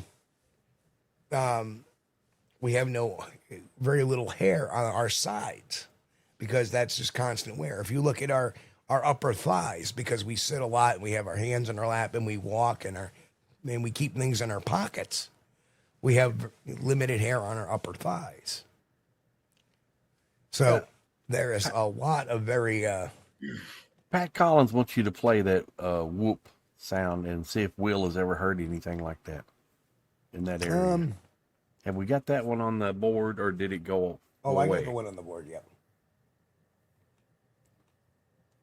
So this, and Will, this is a capture we recorded 2 years ago up in my research area, and you'll hear a bunch of talking. This is the full audio. This isn't the cut audio, and I'll just play this.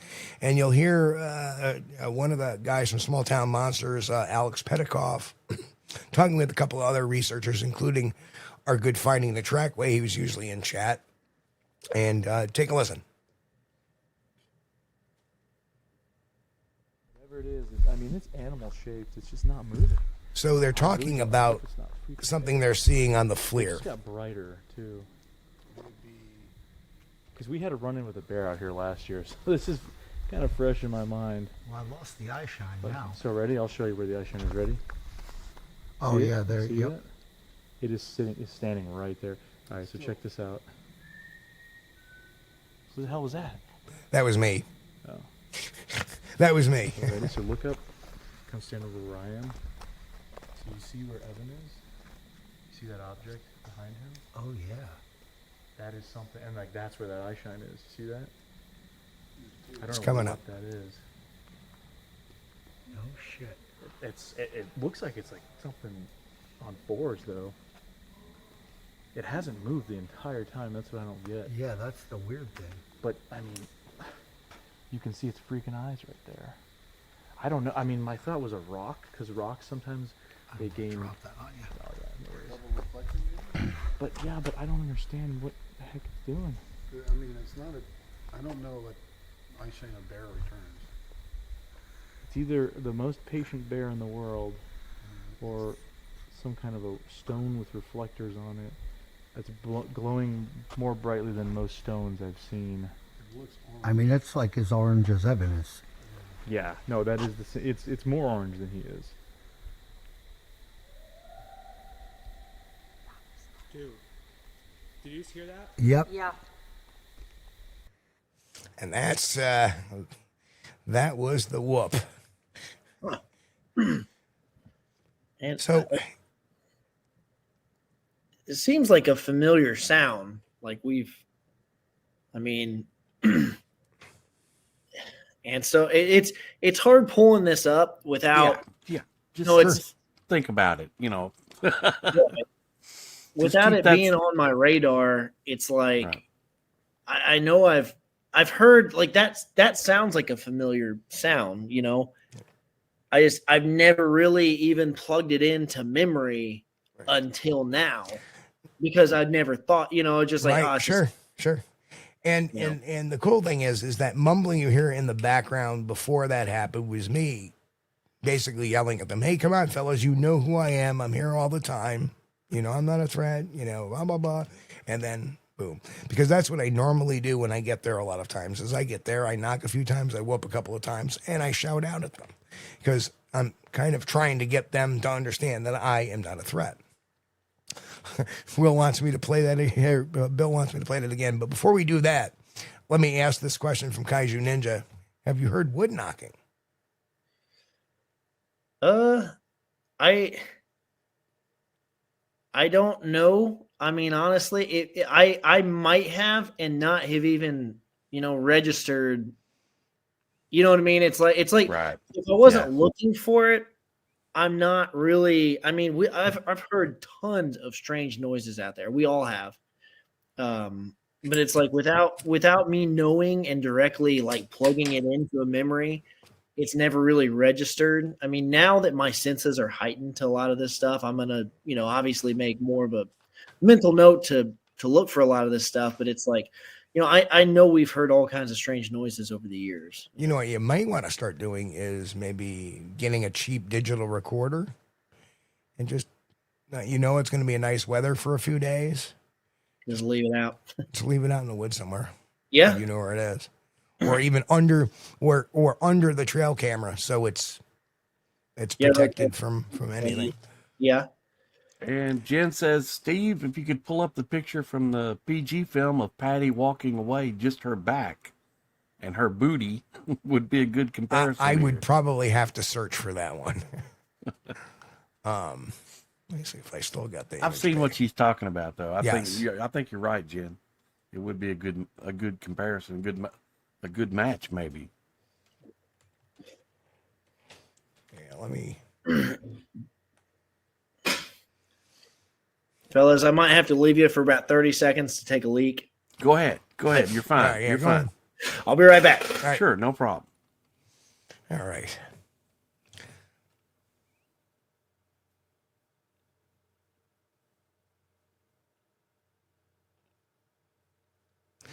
Hard to say, Kaiju Ninja. Kaiju Ninja asked me, do I think there would be footprints? Hard to say because I'm not familiar with the substrate in the area. In New York, Yeah. it wouldn't surprise me if there weren't. Well, he's already described the ground as being extremely dry, and it was even cracked. So that means the ground is really hard there. Of course, now where it's walking in the stream, yeah, that's not going to be hard, but it's walking on rocks, gravel. Right.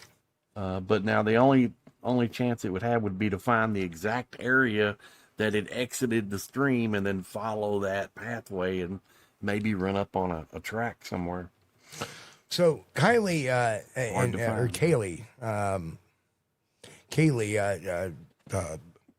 Will's sister asks, "Do we have a clip of the wood knocks?" No, you'll just hear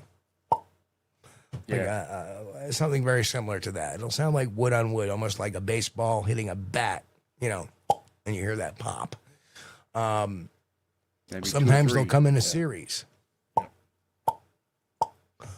But you have to be careful with tree knocks because, especially if it gets cold out, and I know sometimes Missouri does get cold.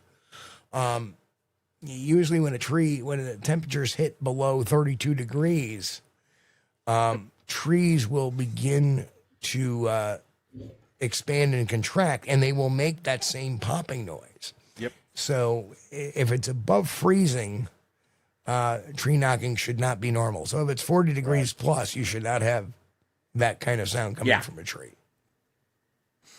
So, but I do not have a clip of a wood knock, not handy or not uploaded to the board yet. So I do have tree knock recordings that were taken probably like 12 years ago, maybe even more. Been at it so long. Bill wants to know, said, has he heard the rock clacking? I don't know, Bill. I don't think this was Sasquatch activity was much on Will's mind prior to this photo. And I'm sorry for being so ignorant to. No. Don't even say that. You're Nope. you know. I you know, it, like I said, it just this is as organic as it can possibly get, and that's, you know, that's what I wanted to do, was just get, you know, all the physical data I possibly could, you know, wrote down, Right. documented everything I could to just see, you know, what this was. It's, you know, I wasn't looking for this, is what's crazy to me, you know, and this just came completely across a camera of mine. And, you know, because honestly, for the first like day before I even posted about it on Facebook, I was like, do I even say anything? Like, you know, like, you know, I didn't even know what to do with it. Yeah. But yeah, no, I mean, like I said, we're out here from time to time. We hear stuff all the time, but it's just, I mean, it's white noise if I'm not looking for it. And I think that's why it's so easy. You know, if you know, if you're not looking for it, you know, it's like, you know, I don't know what a comparison would be. I mean, there's several things that can exist in your subconscious that are important that you don't actually register because they're not on your radar, but they're right there. And so now there's a whole bunch of things that I'm like, wow, that could have been this, or that could have been this, that, you know, now I'm, you know, alerted to the fact that this could be, you know, here or there, you know, or, you know what I mean? It's just, yeah. I mean, and we're not so sure that necessarily wood knocks are Bigfoot related. We have the assumption they are because of the way that the mannerisms they would be made, and they're prevalent in some Bigfoot hotspots. right. No, but I don't believe we may have a documented case or two of a Bigfoot knocking on trees, but I don't know the veracity report, and that would make them kind of anecdotal. Yeah. But other primates do. Other primates communicate, or well, we say communicate, but you know, other primates knock on trees. Chimpanzees do. Yes. So that would not be out of the ordinary behavior for a primate. Correct. And you know what we'll do is, if it's okay, I'd like to get back in touch with you in the next few days. Yeah. And we'll talk about any kind of strategies you may have, or any questions that you may have, or you know, you don't feel great asking in front of the public. And that's absolutely. And because you know, I try to be a resource to people. There are a lot of good people in this chat too that are great resources. Obviously, with that wonderful picture there that fixed that with Bigfoot fades. That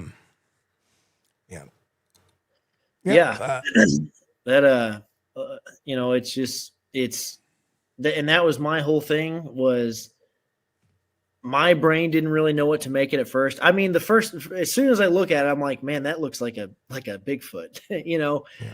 And then that's why it was important, you know, just putting it out there on Facebook. Facebook's the first place I put it, and just asked everyone else what they saw. Right. And that's why there was an overwhelming amount of people that's like, dude, I see what you see. It looks like a bit. And so I was like, okay, well, hopefully someone who knows more about this than me can dig into this and you know, check the facts, check that, like what you did, you know, check out all the physicalities of it, and, you know, the data on it, and check that. And so the fact that it's, you know, still prevalent with all of that is just, you know, kind of mind blowing, that it's like, wow, this is really, you know, could be here. It's kind of crazy. It's still. Yeah. It still hasn't hit home yet, and it's been almost 2 months. But it's like, but the thing is, it's been quiet. Sure.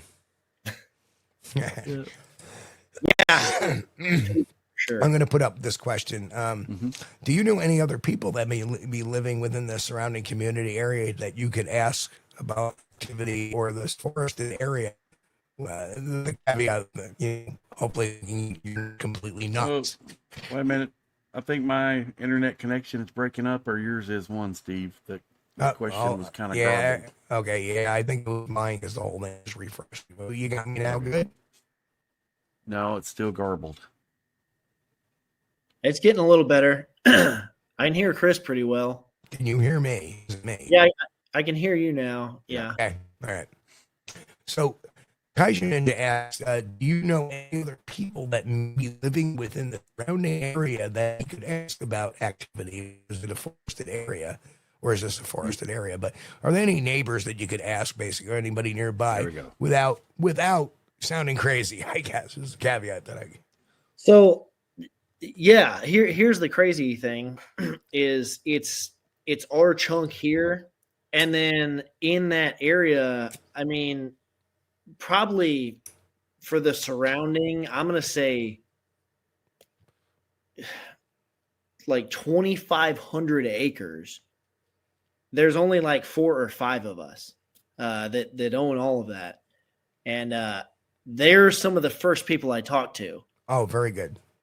And because I was just like, is someone screwing with me, or is there? And it's like, and they're all just as interested, intrigued, and and I mean, like I said, there's not really any way to get down there. That's on us right there. But I mean, everyone around there is like, I don't know what it is. Like, I've been checking my game cams. I don't have this. I don't have that. I haven't seen this. But no one else actually has a camera that I've talked to from the highway. The closest highway that creek goes under is probably 1.5 miles upstream from there as a crow flies. So, I mean, the creek itself, way more than that, way more distance. And, no one that I've talked to has a camera on the creek from there or there. And what's ironic too, is right where this picture is taken on 10 Mile, if you go down the stream, probably another 1/4 mile, that stream ends and tees into a bigger creek called Cane Creek. And then there's nothing. I mean, it's a way bigger creek. There's no sides right there, which is really swampy. And so, this is the second to last property that 10 Mile goes through before it's no longer 10 Mile Creek. Right. I mean, it's pretty desolate down there, but none of my neighbors around have seen anything. We're all intrigued. Everyone is extremely curious because it's like I've had several people like lean in that I've talked to just in town locally here. They're like, hey, now what was that? What really was that? I'm like, dude, it's like you're seeing it. Like I'm just as curious as you are. Like I don't, I was like that's why I put everything out there. I'll answer any question anyone has about it. I'll tell you everything I know about it. Every single detail that anyone is interested in, I will give them the facts. Like I said, I give you the camera make, model, when I bought it, this, that, the other. I'll take a tape measure down there. I'll show you what I was doing that day. Like I just wanted, I wanted answers just like everyone else, Looking for answers. Yeah.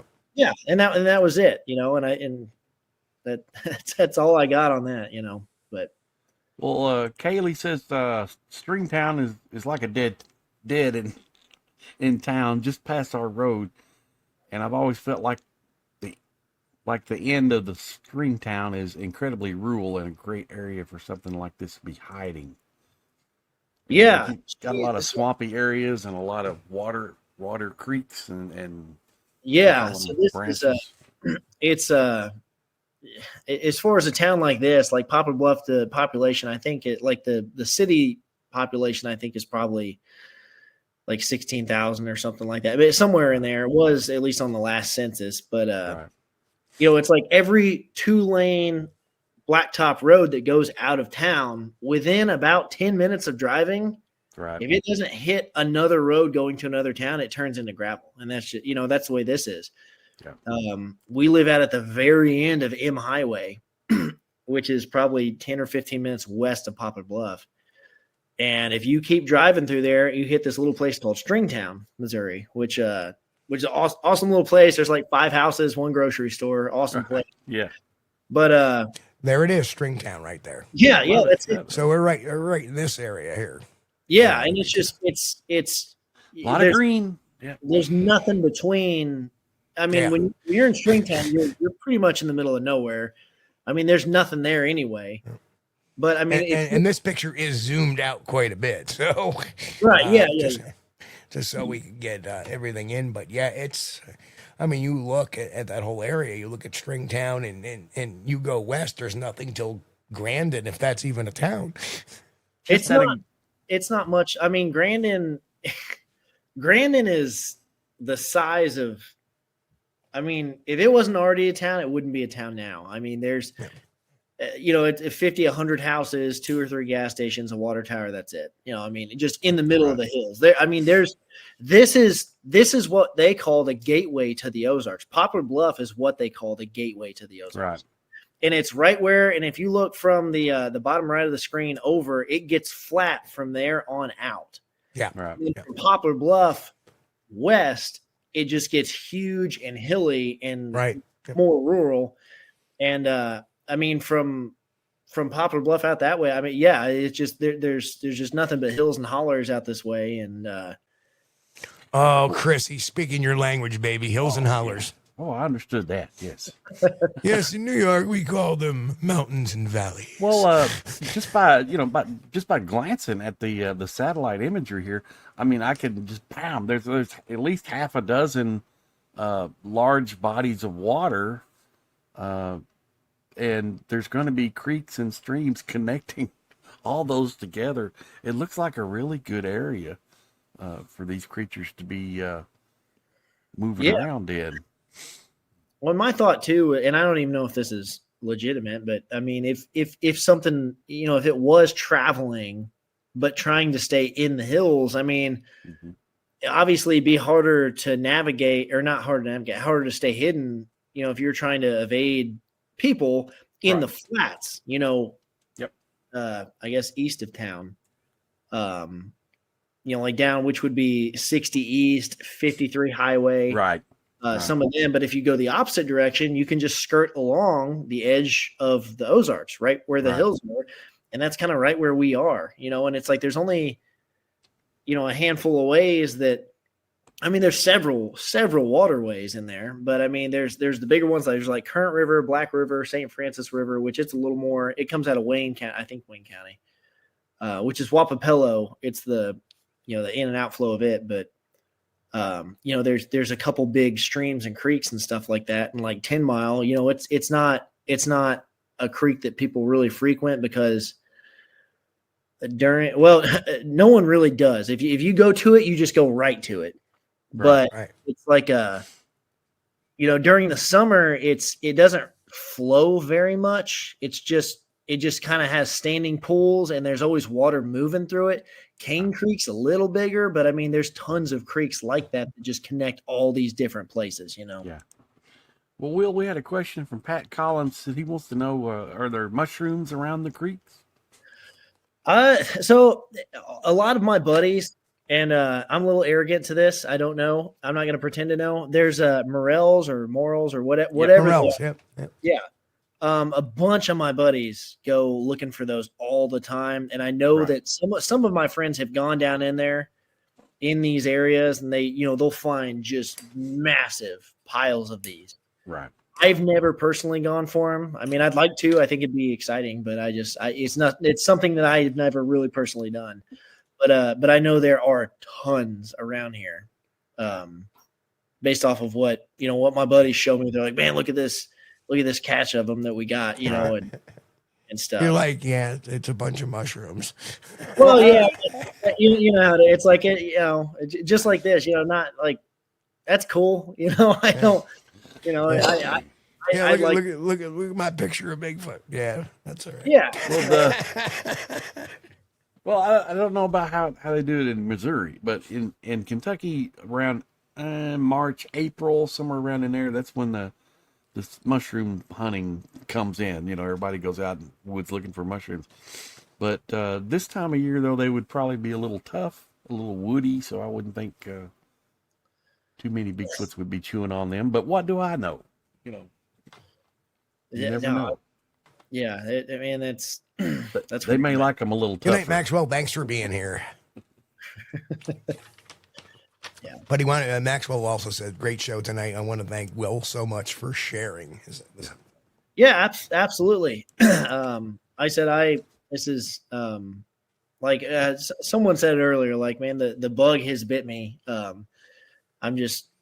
I'm more, like I said, just me personally. I am a very black and white person. I have to have numbers. I have to have things that I can physically see. And so, if someone else, here's my thing, like if someone else just showed me this, I'd be like, I don't know, man. But it's like, because it's me, I know what I got. I took the picture, Right. third-party server that I had no control over, all that stuff. We did all our due diligence, checking the data, the sizes, all that stuff, send it to several people, like you included. I mean, just everyone who has just confirmed what we're seeing too. Right. And now it's my brain is even more intrigued with what, like what, it's just, Right. it's kind of crazy to me, honestly. Well, we've got another.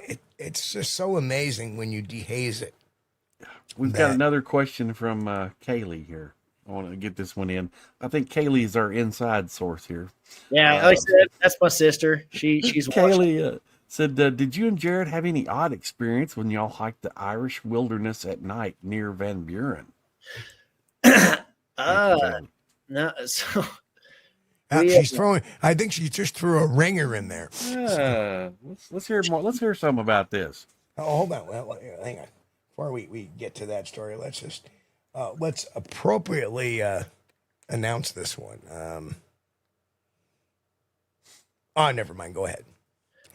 Well, anyway, that's my sister. She, her and her husband live in Colorado with their kids. But she grew up here.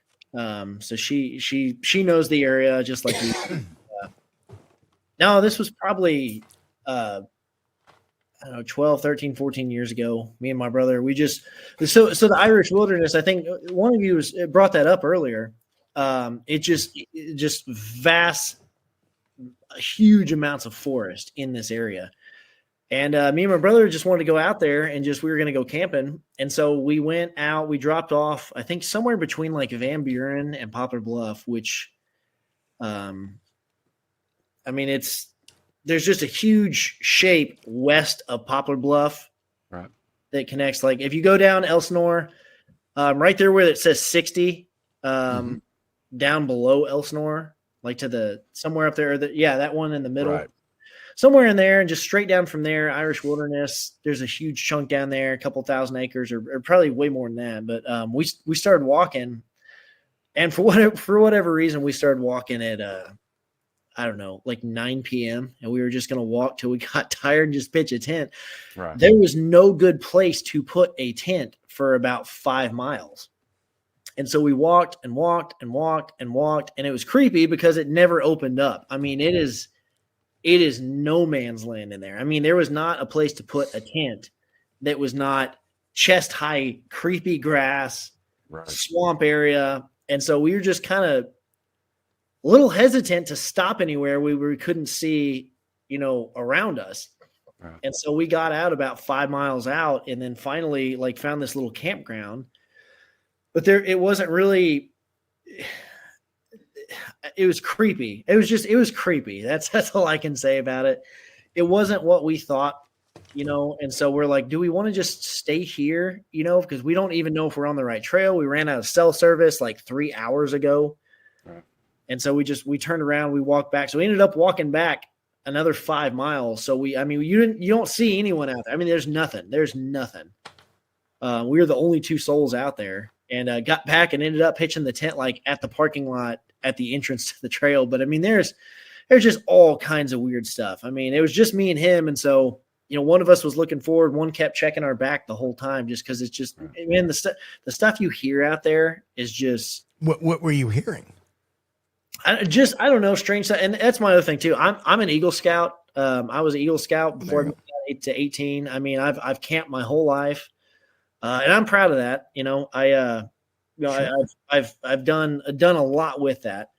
I've camped my whole life. roughed it here, there, the everywhere, whatever. But it just there's some places that's just kind of like it doesn't feel very like homely to, it's still wild. It's still completely wild. There's no type of tame environment when you get that far into certain places like that. And there's several creepy stories about the Irish wilderness and people like not civilizations, like groups of people that were inhabiting this like early on, like back in the 1800s, just entire groups that just disappeared and stuff like that. And there's a weird thing too, just on a side note, like Grandin, like we were talking about, there's a big deal with strange lights over Grandin that people have talked about for years. And it's these weird orange lights that pop up over Grandin and no one knows what they are, but they've been documented back to, like the 20s and 30s. Right. And we've seen those. My whole family has seen them. We've watched them off our front porch. We've got pictures of them, and it's in that area over there is the Irish wilderness. And so it's like, are they, the Marley Woods, all that stuff. It's just while you guys were hiking back there, Will, and you got to that camping area, or supposed to be a camping area, did you get this creeped out feeling at any time? Yeah. Is that why you guys went back? That's why we walked 5 miles back. I mean, we walked the second we pitched our tent. When we got back to the parking lot, we were out. Right. But I mean, that was pretty much our whole motive for going back. It's, it just, I don't know, had this really unwelcoming feel. And not trying to add anything to it, not trying to make it overly creepy. It just, it was kind of creepy. It was really creepy. There's nothing wrong with that. I mean, that's your sixth sense, that's picking up something's going on. You start feeling those little the hairs on the back of your neck standing up. That's not just your imagination. That's there for a reason. Right. Yeah. Yeah. And I'm a big believer in spidey senses. If it doesn't feel right, it's probably not right. If your hair's standing up, something's probably, off, right.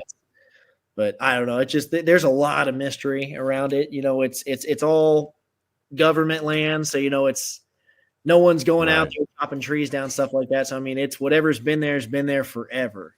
Haunted Vermont has jumped on these lights here. So question about these lights. Is there any cemeteries, mines, railroads, or something involving minerals?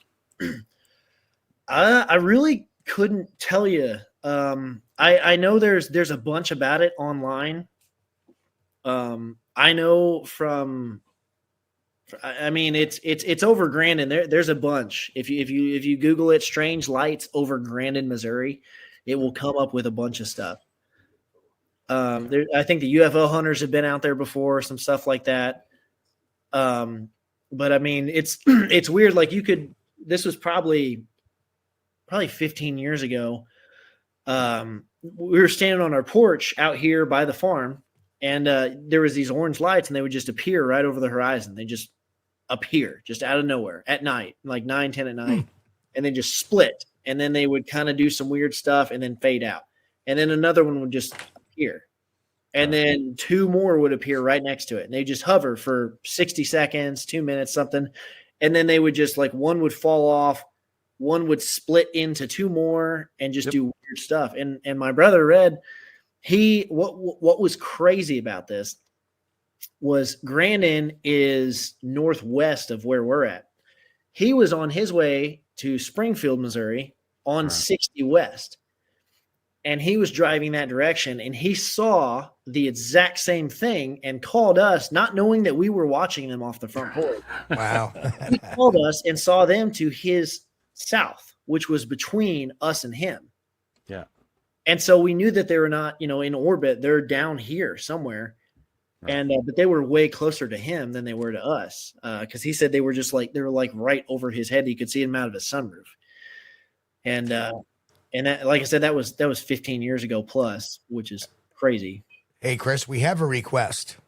Grant needs a Snapple. Joan, get me a Snapple. All right, there we go. Another inside joke, Will. Oh yeah. Okay. But if you hear this voice, Joan, get me a Snapple. run. just Noted. run. Noted. Well, Kaiju Ninja 1985 was wanting to know, it says, has Will ever heard any strange chatter in the woods? And like I was saying earlier, I mean, I have, you hear all kinds of strange stuff out here, but it's never really been on my radar till now. Exactly. And I hate that. I mean, there's no telling what I've missed. I just, No. if you're not, trying to, it's like you hear gunshots out in the woods all the time. It's like, Right.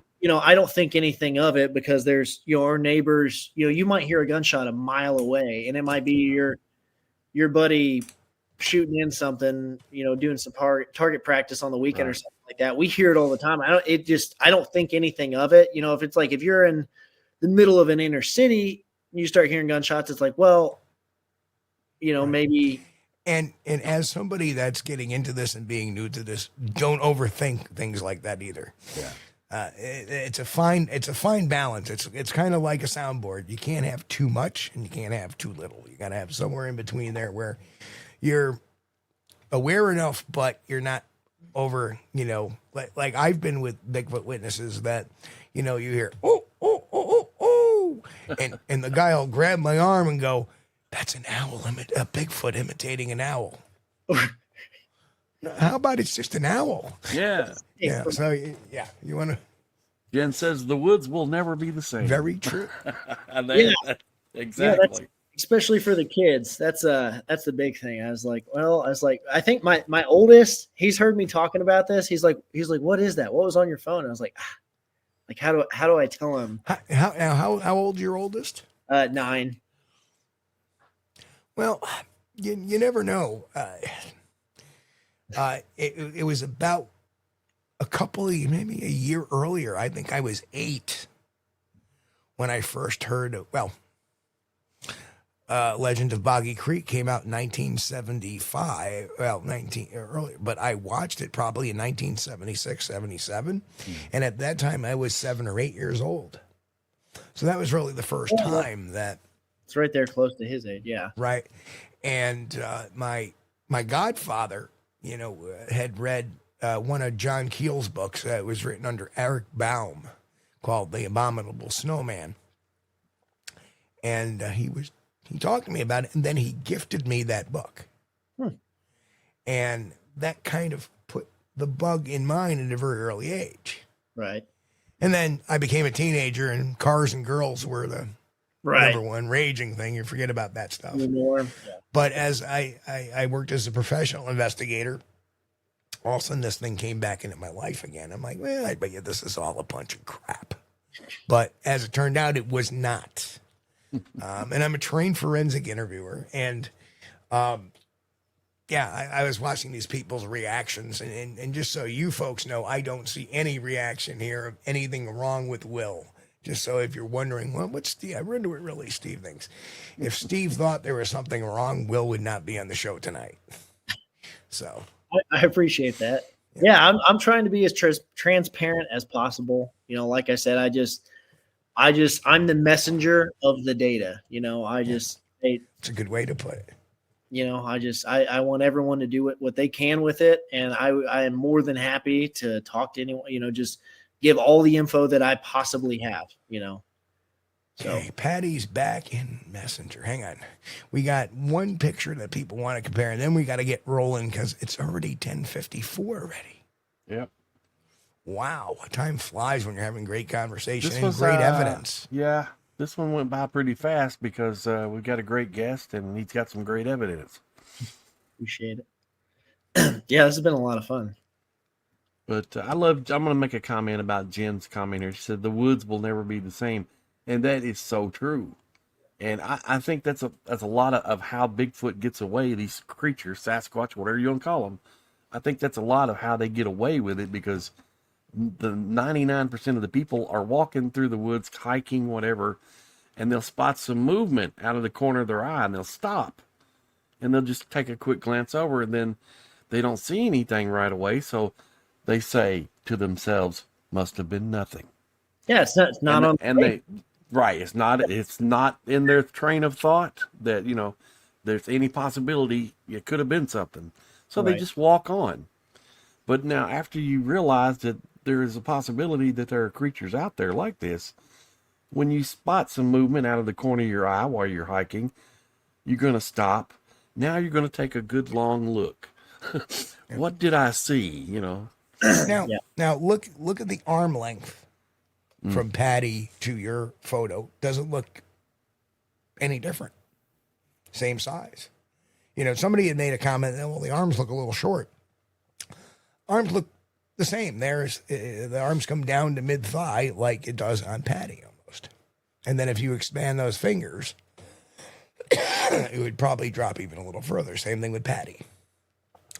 So you're seeing a lot of a very similar effect between those two pictures. And you probably thought that the Patterson-Gimlin film was probably a bunch of garbage.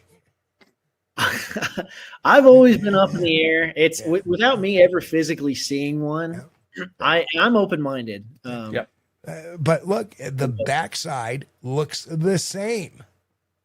Yeah, I mean the shadows, the hues where they should be on the shoulders. Look at that. And on the lower back butt area, and then where the legs are darker. I mean, it's so the height estimate was anywhere from 8.25 to about 10.5 feet tall. I would say I would put it.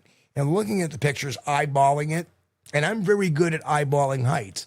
Understand that I did a lot, 34 years of watching people and having to judge heights. I would probably say it's about 8.5 foot tall. It's a big boy. Yep. It is a big boy. That is definitely a male, big boy. And that's just my gut feeling on that. So I'm not saying that with any scientific impedance, but I am entitled every once in a while to throw my opinion out there. It is. I mean, wow. Yeah. Look at that. I mean, that DeHaze photo really, and I can probably bring that DeHaze photo even a little bit bigger. Oop, didn't want to do that. Yeah, that's the crazy thing is how well all of the contrast with where the sun would meet the hair is making sense. Where it should be light, it's light. Where it's in the shadow, it's dark. It should be dark. It is. That's what's crazy is like the fundamentals are there. It's and Bigfoot fades. Yeah, it says 8 to 10 foot tall. We did the exact measurements using formulas and stuff. Yeah. And it came out to 8.25 to 10.5. I would say 10.5 is the extreme. The 8.25 is the conservative side. So, 8.5, I think, is probably a good guesstimate. At most 9 feet, which is really tall. I never thought they would get that tall. I thought 8 foot was probably the upper limits, maybe 8.5. But 9 foot, yeah, that's pretty. If that other image was mirrored too and like flipped to where it was actually like it was walking the same way, like they're literally in the same stance, Right. looking at it like that. It's That's interesting. kind of ironic. Like, man, I just looking between. Isn't that wild? That is. Yeah. It's crazy. Just Yeah, Jim and said I just mean, comparing the back shape Look of at the the two, butt. pretty The butt. undeniable. We always talk about the butt, right? Look at that. Coincidence? That's I pretty. think not. But anyway, Chris, you know what? Bob Hieronymus, maybe. Yeah. Anybody know where Bob Hieronymus was? yeah. Last, Wow, this has been a great show. Thank you again, Will. It's been a pleasure having you. Yeah, thanks for having me. This has been a lot of fun. This is still crazy. I'm still just kind of mind blown with how this is all gone. So I really like what you got here. Of course, nobody, we can't jump up and say this is definitive Sasquatch, but I'll tell you what, when it comes to evidence, it's either I like it or I don't care nothing about it at all.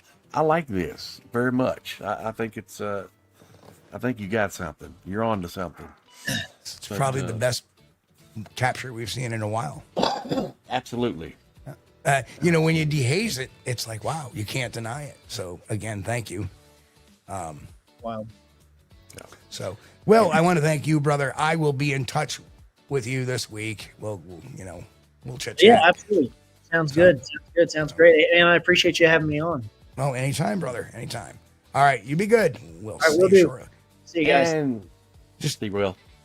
And you guys over to chat, thank you so much for joining us tonight. We appreciate you. We know that we have the absolute best audience we could ever hope to have, and this is only possible because of you. If it's your first time watching the show, please consider subscribing to the channel. Leave a like if you haven't already on the video. And if you guys over on the podcast listening want to see some, you've got to get over to the YouTube channel to see this picture. It's at youtube.com/@SquatchDTV. But again, thank you guys for joining us. We appreciate you. And I just can't say enough good things about our audience. We love you guys. Back to you, Steve. Hey guys, I want to thank again Will another time for coming on and sharing this info. This was amazing. And when I ran that report, I was like, wow. But thank you, Chris, for being a co-host as always. And I want to thank our audience. We love you guys. We truly do. We couldn't do this without you. And you want to go extra steps, see a little more on the wild side, you can always join the membership. It's cheap. It's $1 a month at the lowest price, and you get everything. So, and it helps support good and honest Bigfoot research. But anyway, another way, go visit our store over at squatchdetective.com. And we have a new store. We get a lot of good swag over there, a lot of cool stuff. Anyway, love you guys. Everybody, have a great week. We'll see you all Wednesday night, 9 p.m. Eastern, right here on Squatch-D TV. Love you guys. Be good. God bless. We thank you for being here with us on Squatch-D TV. If you haven't taken the time yet, please hit that like button and subscribe to the channel. And oh yes, hit that notification bell too. We don't want you to miss anything. If you really like our content, you should consider becoming a member, and it's really inexpensive and a great way to support not only the show, but honest Bigfoot research. Everyone have a great week. Be safe and God bless. We will see you all here next time on Squatch-D TV. Keep on squatching.